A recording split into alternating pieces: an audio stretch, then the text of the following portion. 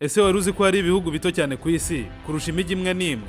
Dore top 10 y'ibihugu bito cyane ku isi, ubuso bwabyo ndetse n'aho biherereye.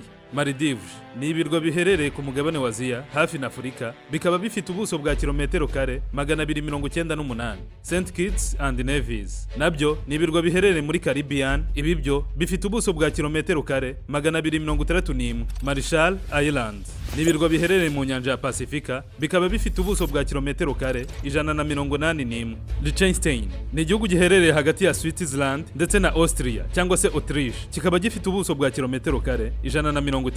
San Marino ni igihugu giherereye hagati mu Butaliyani, kikaba gifite ubuso bwa kilometero kare 61 gusa. Tuvalu ni agahugu gato gaherereye hagati mu nyanja ya Pasifika. Tuvalu ifite ubuso bwa kilometero kare 26 gusa. Nauru nayo ikaba iherereye hagati mu nyanja ya Pasifika ku buso bwa kilometero kare 21 gusa. Monaco nayo iza kuri uru rutonde, ikaba iherereye mu Bufaransa ku buso bwa kilometero kare 2.1. Ku mwanya wa kabiri hari umujyi wa Vatican, Ivatikani kwa Papa. Vatikano iherereye mu murwa mukuru w'Ubutaliyani ku buso bwa kilometero kare 0.49. Sealand, igihugu kidakunze kwemerwa n'amahanga, ku buso bwa 0.00 bivuze ko gifite metero kare 400 zonyine. Iki kingana n'ibibuga bibiri bya tennis byibura. Iki gihugu giherereye kuri kilometero kare 12 uvuye ku nkombe z'Ubwongereza, gituwe n'abaturage 27 gusa. Ibi bikaba ari byo bihugu bito cyane ku isi kurenza ibindi.